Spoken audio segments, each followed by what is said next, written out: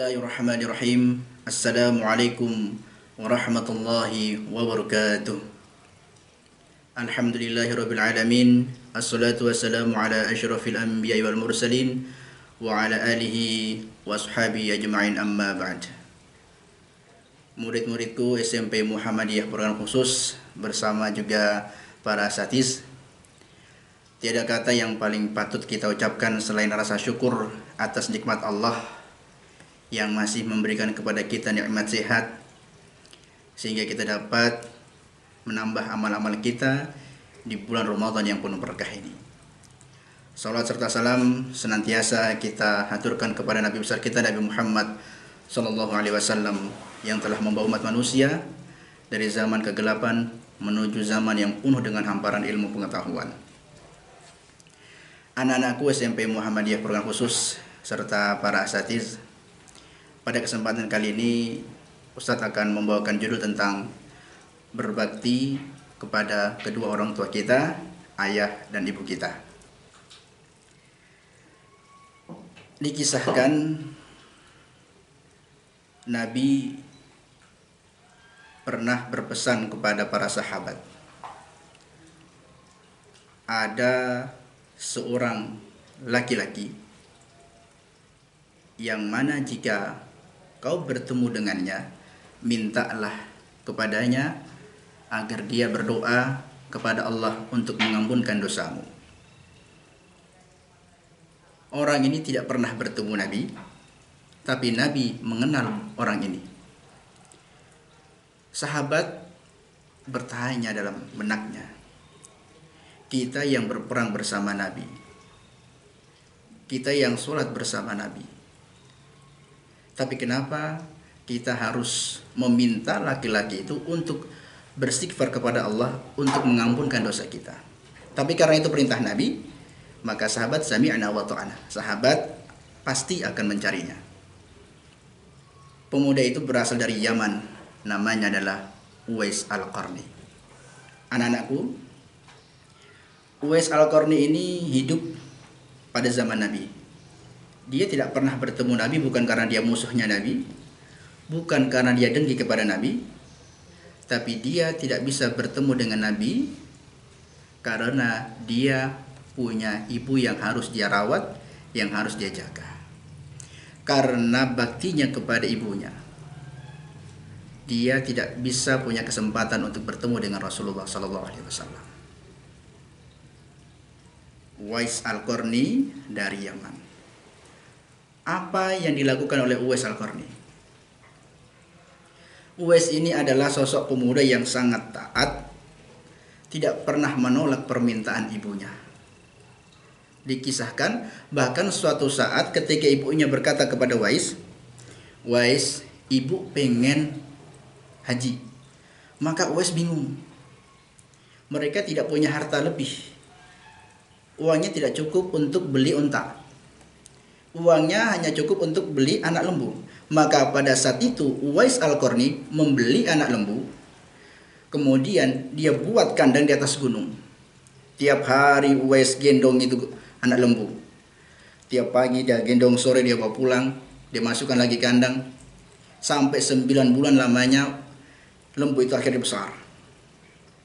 Itu buat apa? Bahkan orang-orang di sekitar itu kaget, heran.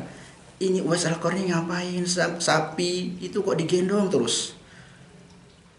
Ternyata Uwais latihan. Jarak antara Yaman dan Mekah jauh sekali. Tidak naik pesawat, tapi mereka jalan kaki.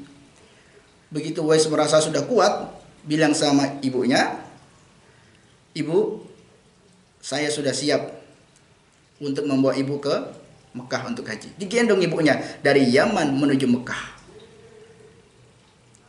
Salah satu kisah Uwais Al-Qarni itu. Maka sahabat Umar bin Khattab dan Ali punya kesempatan bertemu dengan Uwais Al-Qarni. Ketika Rasulullah wafat, Khalifah Abu Bakar wafat. Nah, pada zaman Umar bin Khattab barulah ketemu dengan Uwais Al-Qarni. Itu pun di masa akhir jabatan Umar bin Khattab sebagai khalifah. Begitu Umar bin Khattab bertemu dengan Uwais Al-Qarni, datang kepada Uwais Al-Qarni. Nabi langsung bertanya, apakah kamu Uwais Al-Qarni dari Yaman? Uwais menjawab, betul. Apakah kamu punya penyakit kulit yang kemudian sembuh tersisa 1 dirham? Betul. Apakah kamu punya ibu yang sudah tua kemudian kamu bakti kepadanya, kamu rawat dia dengan baik? Betul. Maka Umar langsung senang banget dan mengatakan, kalau begitu mintakan ampunan untuk saya kepada Allah. Uwais Al-Qarni kaget. Ini siapa? Karena dia belum bertemu juga dengan Khalifah Umar bin Khattab. Lalu Uwais bertanya, siapakah engkau? Umar menjawab, Umar bin Khattab. Uwais kaget. Sekelas sahabat Umar minta doa kepadanya. Kemudian Umar bin Khattab berkata, ini adalah perintah Nabi Muhammad SAW. Maka pada saat itu Uwais Al-Qarni langsung memohon ampunan untuk Umar kepada Allah. Nah, itu kisahnya.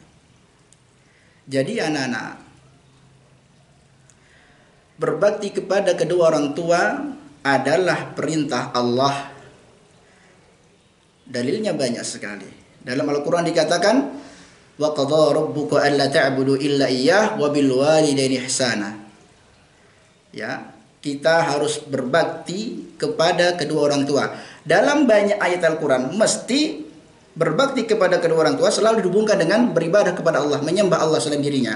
Menyembah Allah kemudian mesti dilanjutkan dengan berbakti kepada kedua orang tua.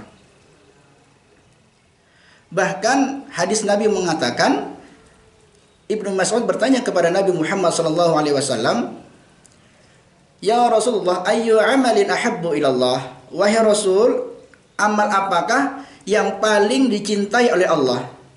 Kata Nabi, as-salatu ala waktiha. 1, solat pada waktunya. Ahabbu itu lebih disukai oleh Allah. Qultu tsumma ayu. Kata Ibnu Mas'ud, apalagi ya Rasulullah? Kedua, birrul walidain, berbakti kepada kedua orang tua. Perintah Nabi, berbakti kepada kedua orang tua. Hadis lain juga dikatakan, ja'a rajulun ilan Nabi Muhammad sallallahu alaihi wasallam atau ja'a rajulun ila Rasulillah sallallahu alaihi wasallam faqala, ya Rasulullah, wahai Rasul, man haqqu bihusni sahabati, siapakah orang yang paling berhak atas kebaikanku? Qal, kata Nabi, ummuka. Qala tsumma man, siapa lagi ya Rasul setelah itu? Rasul menjawab, ummuka, 2 kali. Qala tsumma man ya Rasulullah, siapa lagi ya Rasul? Qal, ummuka. Tsumma man, ibu 3 kali disebut. Tsumma man ya Rasul? Abuka, ibumu, ibumu, ibumu, ayahmu. Nah, ini perintah Allah dan Nabi untuk berbakti kepada kedua orang tua. Makanya anak-anak, habis sholat jangan lupa mendoakan orang tua. Rabbighfirli wali walidayya warhamhuma kama rabbayani shaghira. Setiap sholat kamu berdoa. Capek? Tidak. Apakah kamu menyebut doa Rabbighfirli wali walidayya warhamhuma kama rabbayani shaghira lama? Tidak. 1 menit pun tak ada. Apakah kamu menyebut doa ini sampai berdarah-darah? Tidak.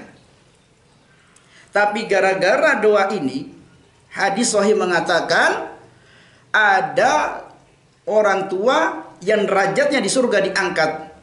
Kenapa? Orang ini bertanya kepada malaikat, kenapa derajat saya diangkat? Padahal kalau melihat amal saya, nggak mungkin saya diangkat derajat saya di surga ini. Apa kata malaikat?